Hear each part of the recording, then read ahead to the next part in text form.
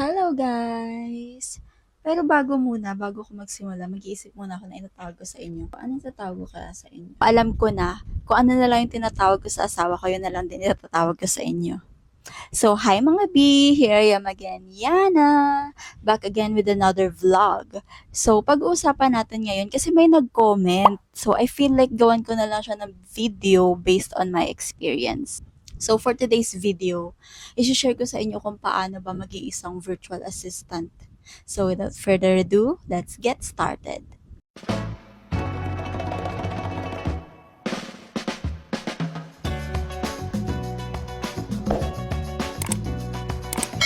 So to tell you honestly, when I started, I had no experience.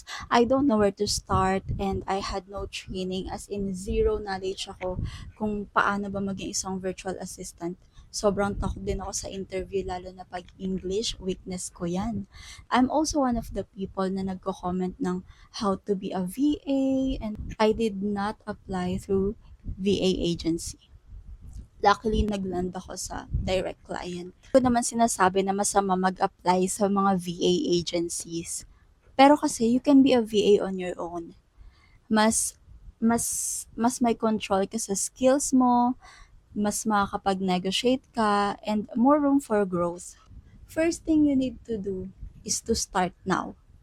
Yes, start now. Kasi hindi mo malalaman kung ano ba ang pagiging virtual assistant, kung paano ba maging isang virtual assistant kung hindi mo sisimulan ngayon.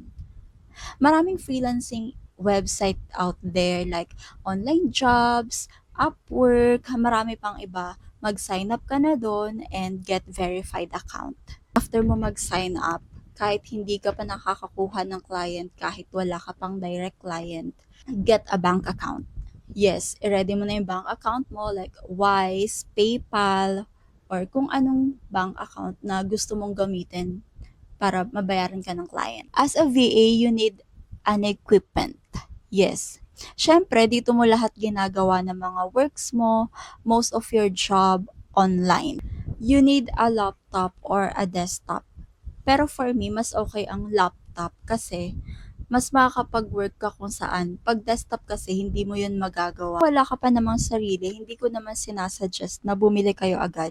You can borrow sa kaibigan nyo, sa kapatid nyo. Hindi mo rin naman kailangan ng high specs agad na laptop. Ang pagiging VA naman, very light naman yan siya. Dito na pumapasok yung kailangan mo na ng maraming device. Kasi pag marami ka ng client, magmumultitasking ka na talaga. Hindi na siya kaya ng isang device. Next, identify your skills. Alamin mo kung anong niche mo. Pero ako dati, hindi ko alam. As in, di ko alam kung anong skills ko. Di ko alam kung anong niche ko. Pero, nalaman ko na lang ngayon nung nag-start ako na mag-browse. Luckily, my sister is also a VA that time. Kaya, more on admin work siya, nanonood lang ako sa kanya. And nakita ko yung ginagawa niya. Uy, kaya ko yan. Sabi ko talaga, kaya ko yan. Ay, marunong naman kasi ako sa mga basic tools like MS Word, Excel, and Google Docs, email, Google Calendar. That's why I landed as real estate admin VA. So the point is, you will never know what your skills are if you don't start applying. Put yourself out there, mag-browse ka ng mga online job post.